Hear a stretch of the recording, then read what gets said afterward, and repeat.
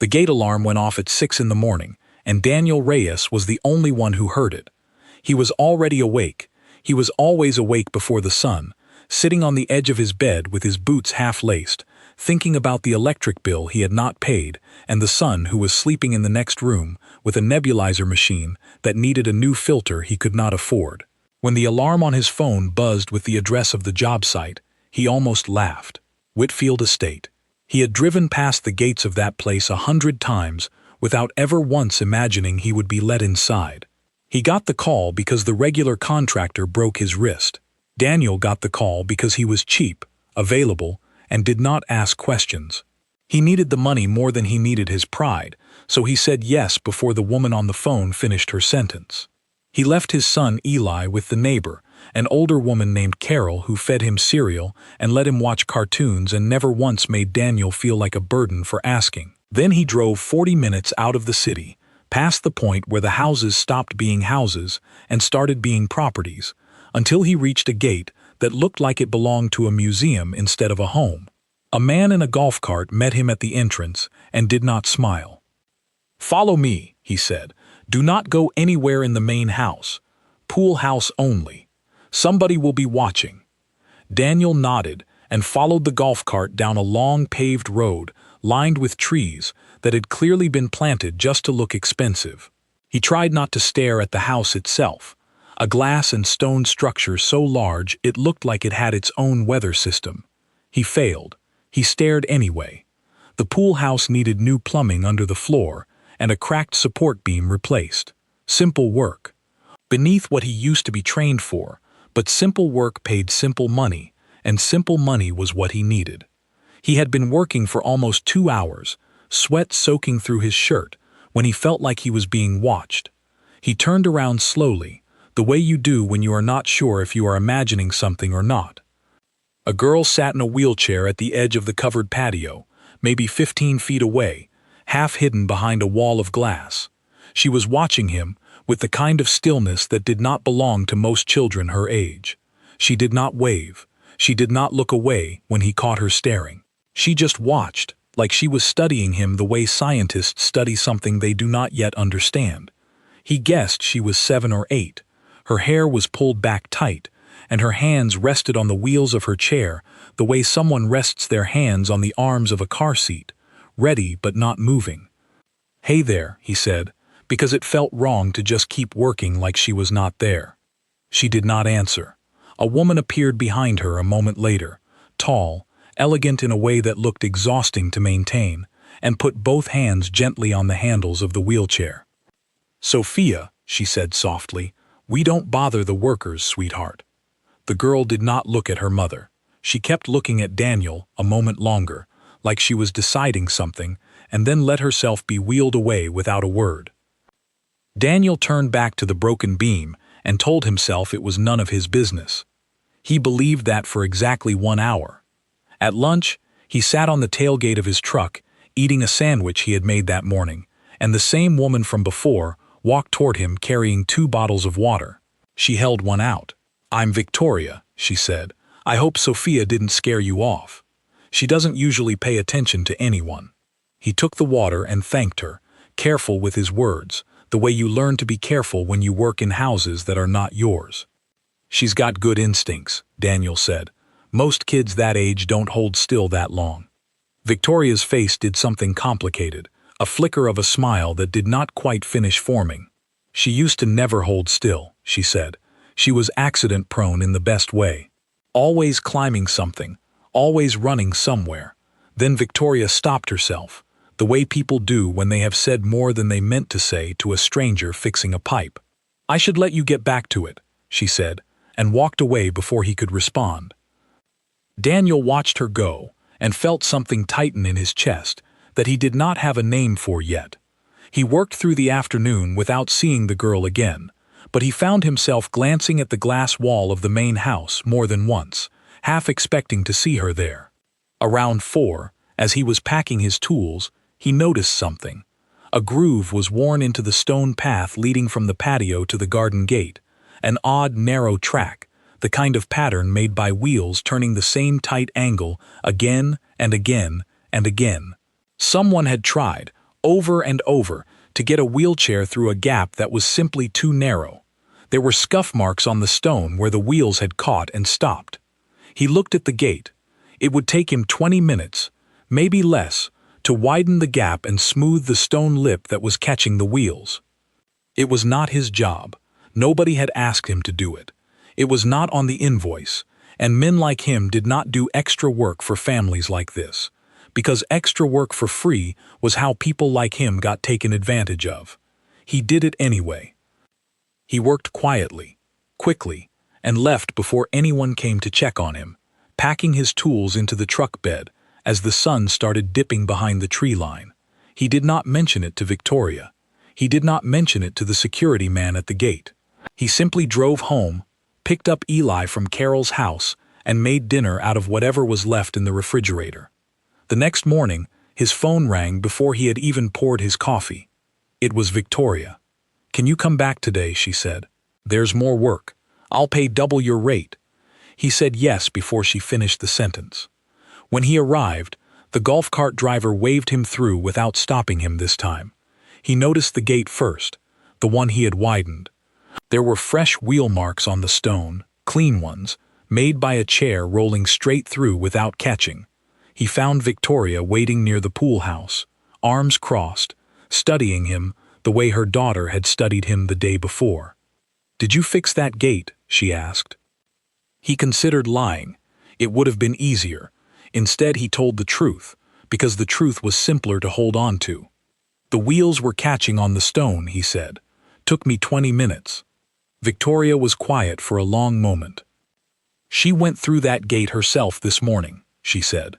"First time in 8 months she's gone anywhere in this house without one of us pushing her." Daniel did not know what to say, so he said nothing. "Why did you do it?" Victoria asked. "Nobody told you to." He thought about lying again. He thought about saying something simple, something about being thorough, about doing a job right. Instead, something in him gave a little, the way old wood gives when you press too hard in the wrong place. "Habit," he said. "Old habit."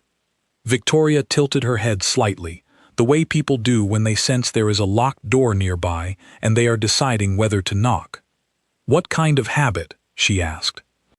He looked past her, toward the glass wall of the house, where a small shape in a wheelchair had rolled itself right up to the edge of the patio and was sitting there, watching them both without pretending not to. "I used to work with kids like her," Daniel said quietly. "A long time ago." Victoria's eyes sharpened, the exhaustion in them replaced for a moment with something closer to hope, and hope, Daniel already knew from hard experience, was the most dangerous thing you could hand to a person who had already been disappointed too many times to count. "I think we need to talk," she said. Daniel felt the water bottle sweating in his hand and thought about the electric bill sitting unpaid on his kitchen counter, and the nebulizer filter he still could not afford, and the son waiting for him at Carol's house who did not know that his father used to spend his days doing something that mattered before life took it away from him. He nodded slowly. "Okay," he said. "Let's talk." Neither of them noticed that Sophia, from behind the glass, had rolled herself half an inch closer, close enough to hear every word. Victoria led him into a small office just off the main kitchen, a room with too many windows and not enough warmth, the kind of space designed by someone who cared more about how a room photographed than how it felt to sit in. She closed the door, which struck Daniel as strange, since there was no one else in the house who seemed likely to overhear them. "Tell me what you meant," she said, "about working with kids like Sophia." Daniel sat with his hands folded between his knees, the same posture he used to take in hospital rooms years ago, when he had to explain difficult things to frightened parents. "I was a physical therapist," he said, "pediatric rehabilitation, spinal injuries, muscular conditions, some stroke recovery in children, 9 years. Was," Victoria repeated, past tense. "I stopped," he said, and did not explain further. Victoria did not push, not yet, though he could see the question sitting behind her eyes, patient and waiting for its moment. "Sophia was in a car accident 18 months ago," she said instead. "A drunk driver ran a light. She was in the back seat.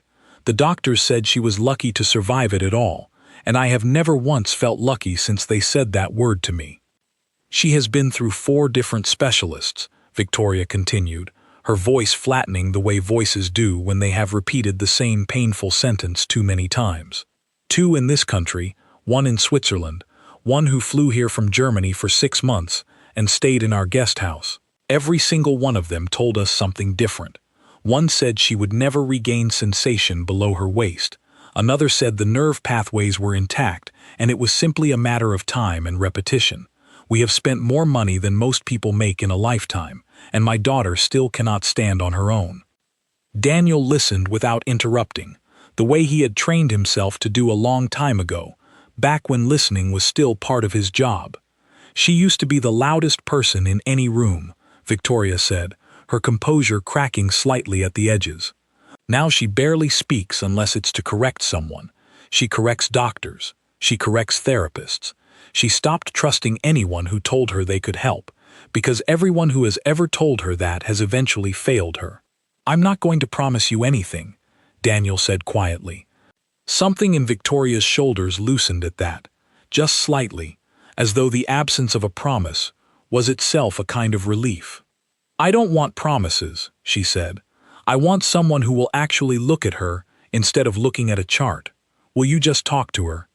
Not treat her. Just talk. She hasn't had an actual conversation with anyone outside this family in months." Daniel thought about his notebook at home, the one he had not opened in 3 years, filled with handwriting that belonged to a version of himself he had tried very hard to stop being. He thought about the funeral, and the year afterward when he could not walk into a hospital without his hands starting to shake, and the decision he had made to become someone who fixed pipes and broken beams instead of broken children, because pipes and beams did not remind him of anything he had lost. He thought about Eli's nebulizer filter, and the rent, and the fact that Victoria had said double his rate without even negotiating. One afternoon, he said, "Just to talk, that's all I can offer right now." Victoria nodded quickly, almost too quickly, the way people nod when they are afraid that hesitating will make the offer disappear. That afternoon, Daniel found himself sitting across from Sophia in the garden, on a stone bench low enough that they were eye level with each other. She had wheeled herself out to meet him without being asked, which he noted and said nothing about. "You're the pipe guy," she said, before he had even sat down completely. "I'm the pipe guy," he agreed. "My mom thinks you're going to fix me," Sophia said, her voice carrying an edge that was far too sharp for an 8-year-old, an edge that had clearly been sharpened by every well-meaning adult who had ever underestimated her. "I'm not here to fix you," Daniel said. "I'm here because you looked like you had something to say yesterday, and nobody let you say it." Sophia stared at him for a long moment, the same unreadable stillness she had shown him through the glass the day before. "Everybody who sits on that bench eventually starts talking about hope," she said. "I hate that word, hope, like it's supposed to be a gift. It's not a gift. It's homework nobody asked me to do." Daniel almost smiled, though he kept it off his face, because he sensed she would not appreciate being smiled at. "I won't use that word," he said. "What word do you want instead?" Sophia blinked, thrown slightly off balance by the question, the way people are thrown off balance when someone finally asks them something nobody else thought to ask. "Nobody's ever asked me that," she said. "I'm asking now," Daniel said. She thought about it for a long time, longer than most children would spend thinking about anything, and when she finally answered, her voice had lost some of its edge. "Progress," she said. "I want the word progress. Progress you can measure. Hope you can't measure. I like things I can measure." Daniel nodded slowly, filing that answer away in a part of his mind he had thought was closed for good. "Progress it is," he said. Over the following days, without ever calling it therapy, without ever writing Victoria an invoice for anything beyond the plumbing and the beam repair, Daniel began spending an hour here and an hour there in the garden with Sophia. He brought a small notebook, plain and unremarkable, and began writing down things that had nothing to do with hope. Grip strength in her left hand, measured against a rubber ball he brought from a dollar store. The angle at which she could lift her right knee without assistance. the number of seconds she could hold a light stretch in her ankle before the muscle gave out. He never told her what the numbers meant. He simply wrote them down, dated each entry, and showed her the notebook at the end of each session so she could see the numbers changing, even when the changes were small enough that most people would not have noticed them at all. 3 millimeters more range in your ankle than last Tuesday, he told her one afternoon, and she looked at the number like it was a gift, more valuable than anything wrapped and placed under a tree. That's it, she said. That's the whole thing. Just numbers. Just numbers, Daniel agreed. Numbers don't lie to you the way people do. Sophia was quiet for a moment, staring at the notebook. My old therapist used to smile a lot, she said. Big smile, every single day, even on the days I couldn't move at all. I used to want to throw something at her. You don't smile a lot, she added, looking up at him. I don't have much to smile about most days, Daniel admitted, and immediately regretted how honest that sounded. Sophia studied him for a long moment, and something shifted behind her eyes, something that had not been there before. Good, she said. I trust people who don't fake it. It was the closest thing to a compliment Daniel had received in longer than he could remember, and he carried it with him the entire drive home that night, past the gates, past the long tree-lined road, all the way back to the small apartment where his son was waiting with a drawing he had made at Carol's kitchen table, a crayon picture of a truck that Daniel taped to the refrigerator without saying a word about the strange, quiet ache sitting behind his ribs. He did not tell Eli about the girl in the wheelchair. He did not tell Carol. He barely allowed himself to think about it directly, because thinking about it directly meant admitting that some old, buried part of him had started breathing again, and breathing hurt, the way blood hurts when it returns to a limb that has been asleep too long. Later that night, after Eli had fallen asleep, with the drawing still fresh in his mind, Daniel opened the closet in his bedroom and pulled down a box he had not touched in 3 years. Inside it were old certifications, old case files with the names blacked out, and a single framed photograph of himself standing beside a hospital bed, a much younger version of himself, smiling in a way Sophia said she used to want to throw things at. He looked at that photograph for a long time. Then he set it on the nightstand, face up, and turned off the light. Back at the estate, in a wing of the house Daniel had never seen, Victoria sat alone at the edge of her daughter's bed after Sophia had fallen asleep, holding the small rubber ball from the dollar store that Daniel had left behind, turning it over in her hands like it was something precious instead of something that cost less than a cup of coffee. She did not know yet what was coming. She only knew that for the first time in 18 months, her daughter had gone to sleep smiling, and that alone was worth more to her than every specialist's invoice stacked in the drawer of her desk downstairs.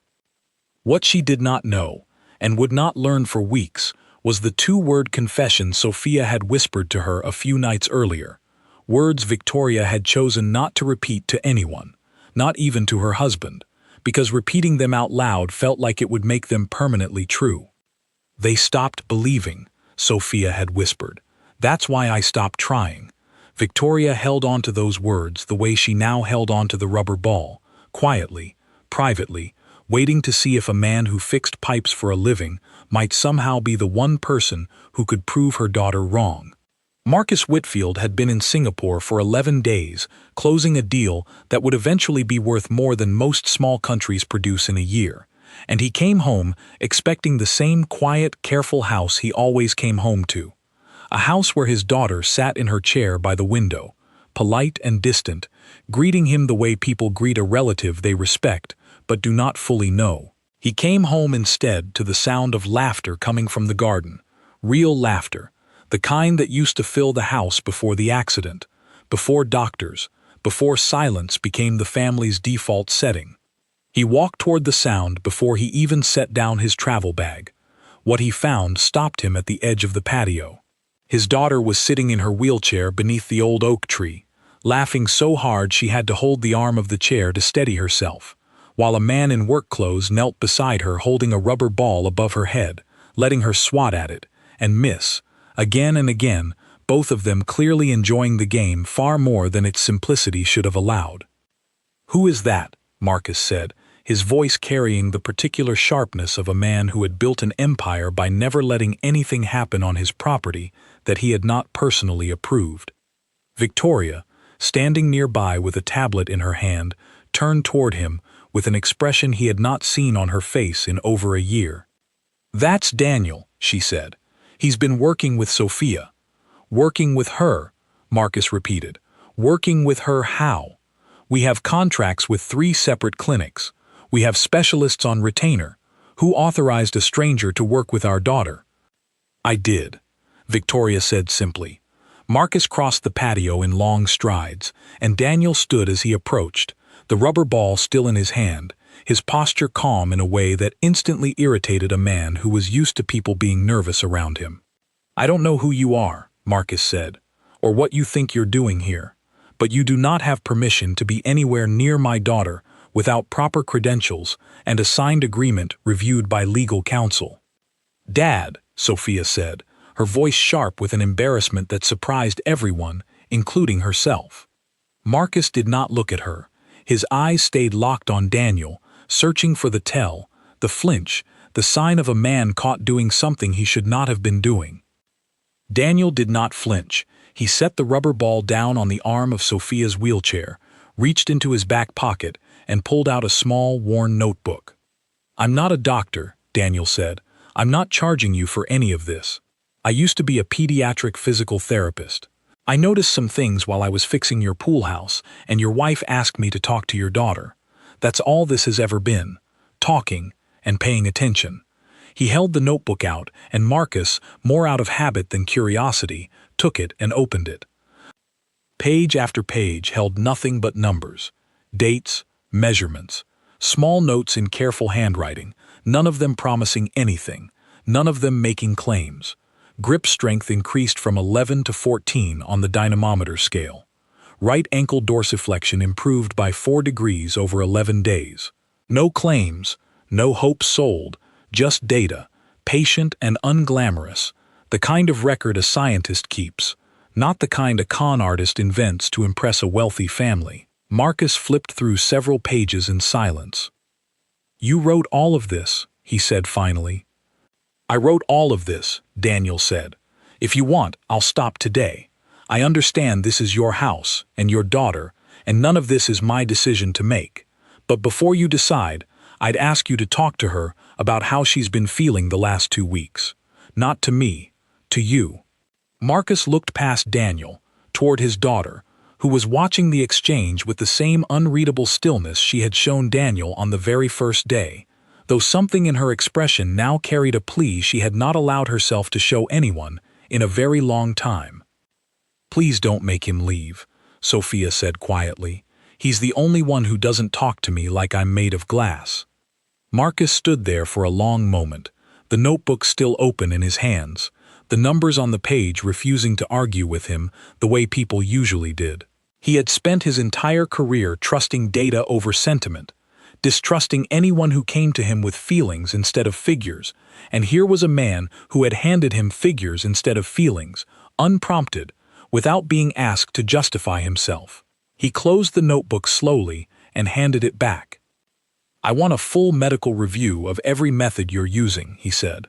"Nothing invasive, nothing without my approval, and if I ever think you're giving my daughter false hope, you're finished here, whether Victoria agrees or not."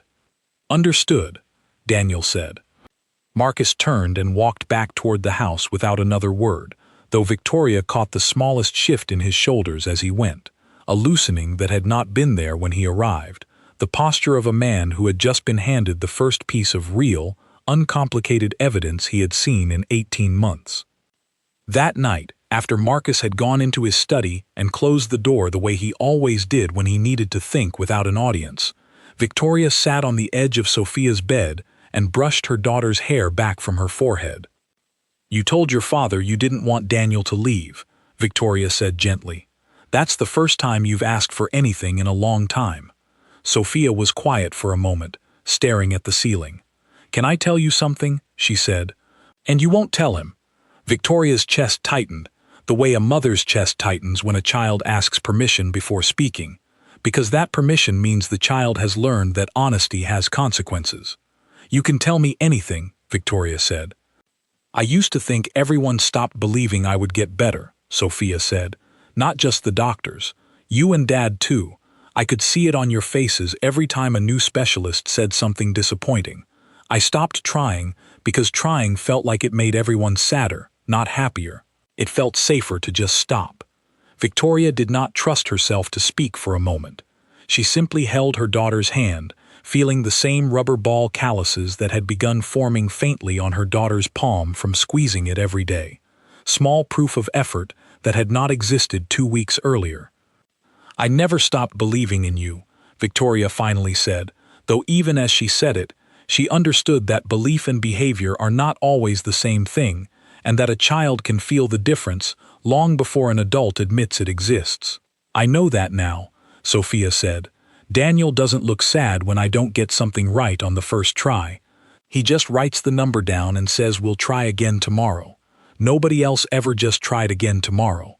Everyone else needed today to be the day it worked. Victoria kissed her daughter's forehead and turned off the lamp, but she did not repeat that conversation to Marcus. Not that night, not the next week. She held it privately, the way she had held the earlier confession, because some truths felt too fragile to survive being spoken to a second person, even a person who loved the child as much as she did. Over the following month, Daniel's visits became a fixture at the estate, though he never once let the arrangement grow into something formal. He came 3 afternoons a week, always after finishing whatever repair work the property still needed, always refusing Victoria's attempts to pay him beyond his contractor's rate for actual physical labor. I'm not doing this for money, he told her once, when she tried to slip an envelope of cash into his jacket pocket as he was leaving. Then why are you doing it? Victoria asked. Daniel considered the question longer than she expected. Because she asked me a question nobody else bothered to ask her, he said. What word do you want instead of hope? And she said progress. I think about that more than I want to admit. Marcus, true to his word, arranged for a full medical review.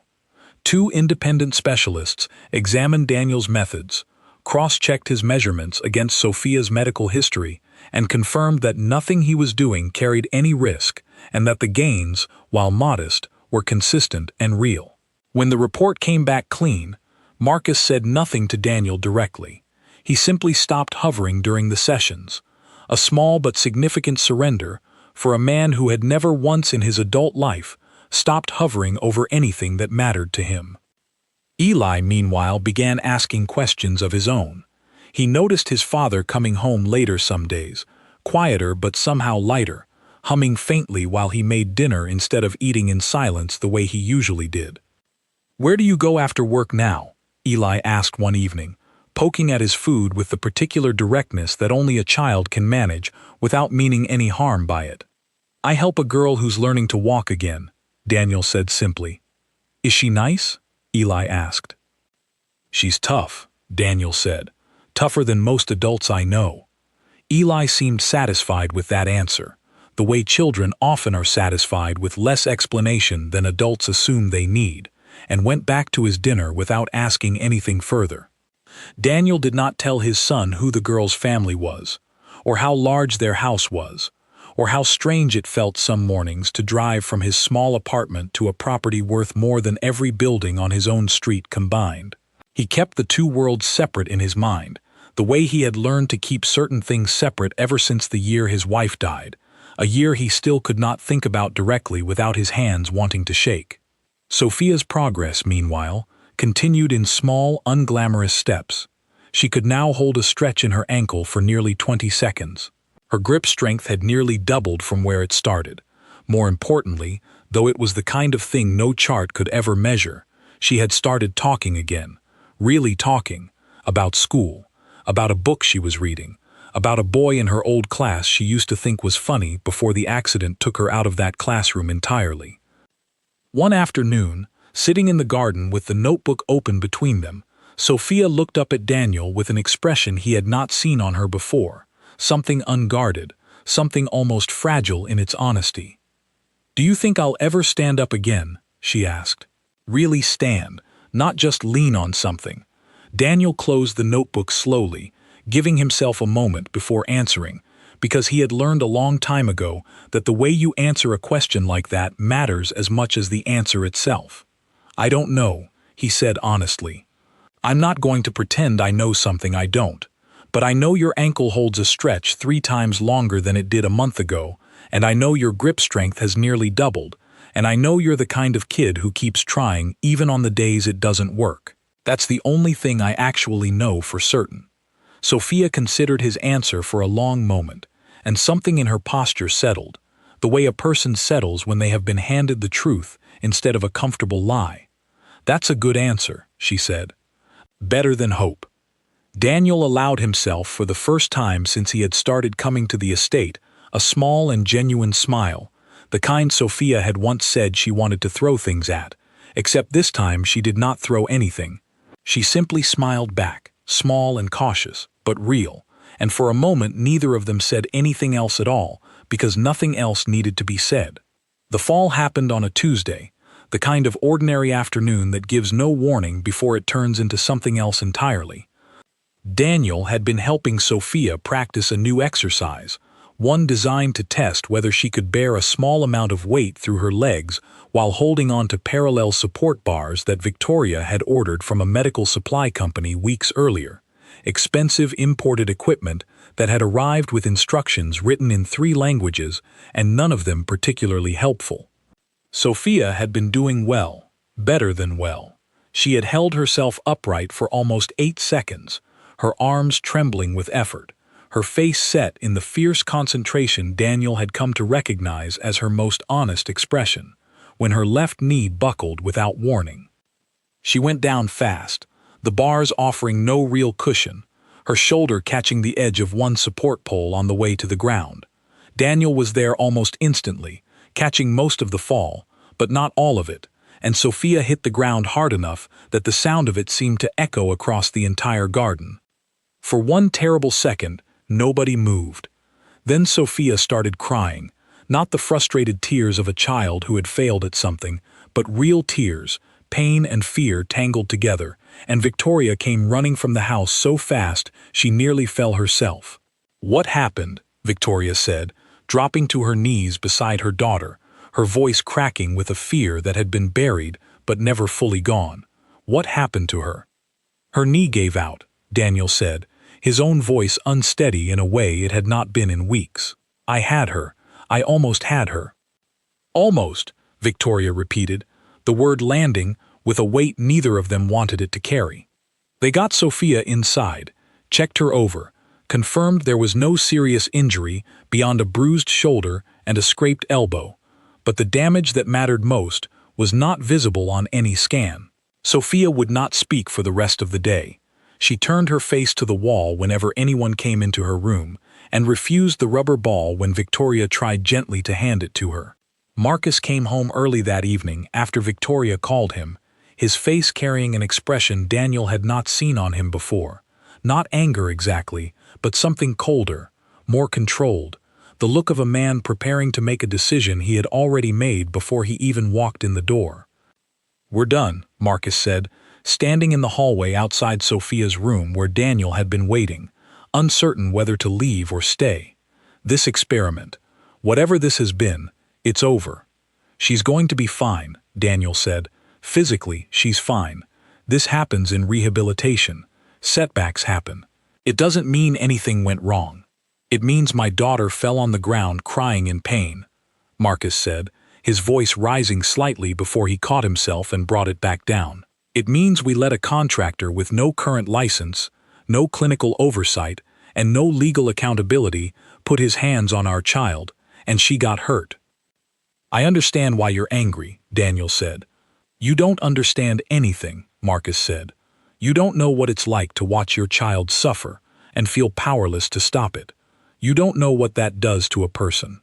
The words landed harder than Marcus probably intended, and something in Daniel's expression shifted, a door opening somewhere behind his eyes that had been closed for a very long time. "I do know," Daniel said quietly. Marcus stopped, caught off guard by the certainty in his voice. "My wife died 3 years ago," Daniel said. Cancer. I watched her get weaker every single day for 11 months, and there was nothing I could do about any of it, no matter how many hours I spent trying to learn things that were outside my ability to control. I stopped working in hospitals after that because I couldn't be around sick children anymore without falling apart. So don't tell me I don't know what it feels like to watch someone you love suffer and be powerless to stop it. He said nothing further. No elaboration.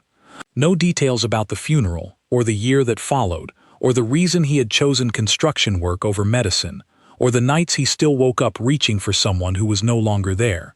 He simply let the one sentence sit in the hallway between them, unexplained, because some things do not need explaining to be understood. Marcus stood very still, his jaw working, and for a long moment he said nothing at all. "I'll come back tomorrow if you still want me to," Daniel said finally.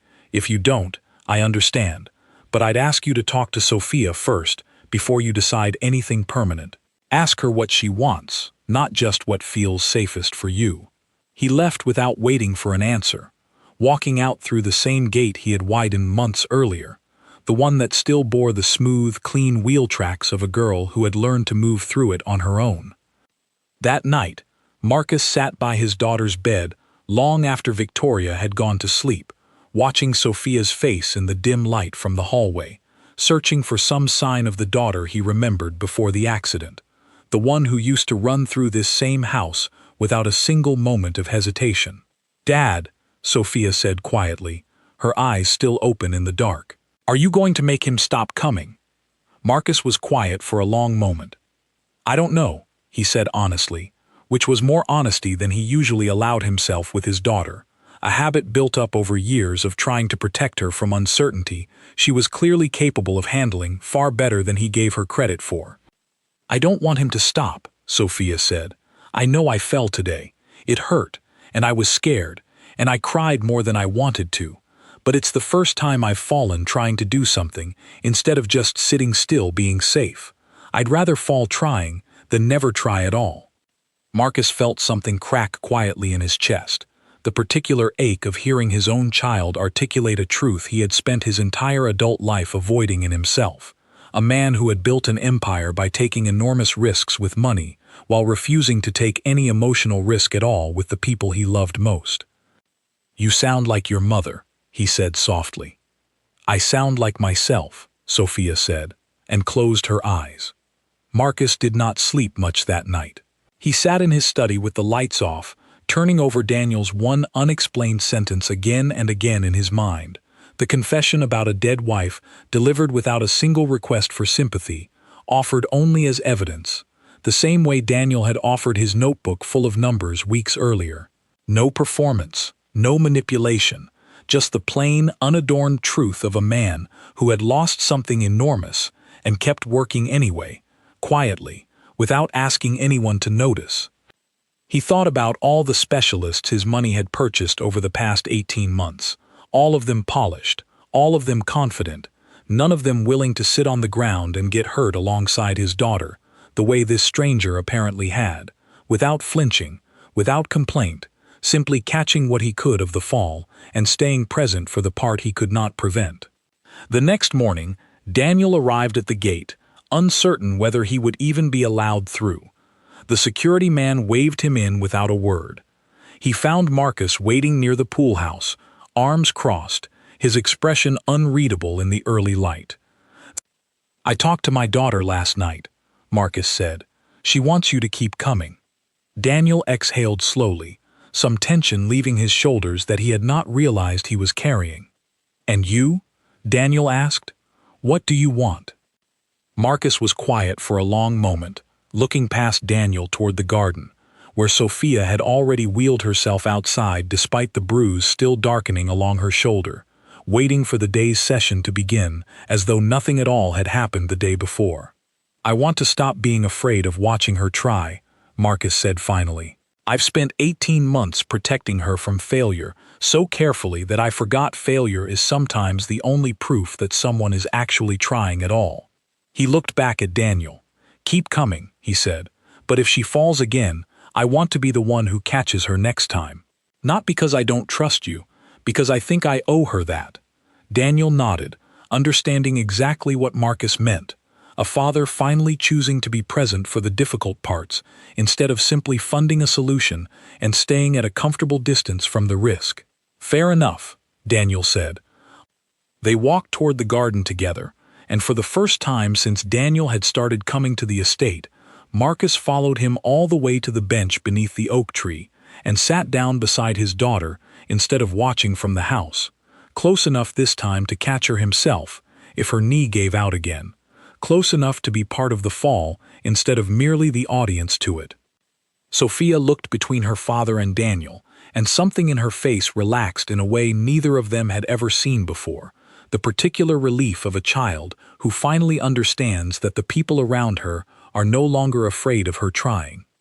"Okay," she said, gripping the parallel bars with both hands, her arms already trembling slightly with the effort of preparing. "Let's try again." Daniel opened his notebook to a fresh page, and Marcus, for the first time, leaned in close enough to see the numbers being written down, close enough to understand, finally, that progress had never been about grand gestures or dramatic breakthroughs. It had always been made of small, unglamorous numbers, recorded patiently, day after day, by someone who refused to look away. 6 months later, the garden looked different, though nothing about it had actually changed. The same oak tree still shaded the same stone bench, the same gate still bore the smooth wheel tracks worn into the stone. What had changed was the small crowd gathered near the parallel bars on a warm Saturday afternoon, and the particular quality of silence that comes before something everyone has been waiting a very long time to see. Marcus had insisted there be no photographers, no reporters, nothing that would turn his daughter's private effort into a public spectacle for people who had never once sat with her through a single hard afternoon. There was only family. Victoria, standing close enough to reach out if needed, her hands pressed together in front of her chest. Marcus beside her, having spent the last 5 months attending nearly every session, learning the numbers in Daniel's notebook well enough that he sometimes recited them from memory before Daniel had finished writing them down. Carol, Daniel's neighbor, invited because Eli had asked if his friend could come, having grown close to Sophia over months of visits that started as favors and became something neither family had quite expected, and Eli himself, standing at the edge of the group, holding his father's hand tightly, watching Sophia with the wide, uncomplicated attention only children seem able to give something truly important. Daniel stood near the parallel bars, though he had built new ones for this particular day, welded together in his garage from scrap metal and old pipe fittings, adjusted to fit Sophia's exact height and grip strength in a way the expensive imported set from months earlier never quite had. It was not elegant equipment.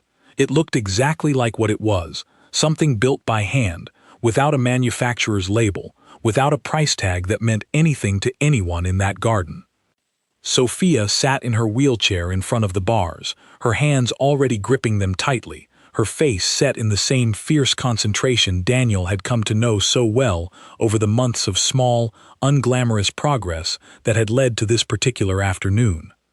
"You don't have to do this today," Daniel said quietly, the way he always said it before every session, giving her the choice he had given her every single time, because choice had always been the one thing nobody had properly offered her before. "I know," Sophia said.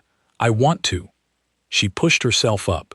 Her arms trembled, the same trembling Daniel had watched grow steadier over months of practice, but her legs held, not perfectly, not without support. But they held, weight passing down through muscles that 18 months earlier every specialist in 3 countries had told her parents might never carry weight again. She stood. Nobody in the garden moved. Nobody spoke. The only sound was the faint creak of the metal bars taking her weight, and the soft, ragged breath of a girl who had spent months proving a room full of experts wrong through nothing more dramatic than patient, daily repetition. Victoria's hand rose to her mouth. Sophia held the position for 3 seconds. Then 5. Then, impossibly, she let go of the bar with her right hand, balancing on her own weight and the support of her left, her whole body shaking with effort, her eyes fixed forward, the way Daniel had taught her to focus on a single point instead of looking down at her own trembling legs. 10 seconds passed. Then she lowered herself back into the chair, breathing hard, exhausted, and grinning in a way that made her look, for just a moment, exactly like the child Victoria remembered from before the accident, the one who used to run through the house without a single moment of hesitation. The silence broke all at once. Victoria crossed the garden in 3 quick steps and dropped to her knees in front of her daughter's chair, pulling her into an embrace so tight that Sophia laughed and told her mother she was going to squeeze the air right out of her lungs. Victoria did not let go. Tears ran freely down her face, the kind of crying that comes not from sadness but from the sudden release of something held too tightly for too long. "I watched you stop trying," Victoria whispered against her daughter's hair, her voice breaking on every word. "I watched you stop trying, and I didn't know how to bring you back. I didn't know how."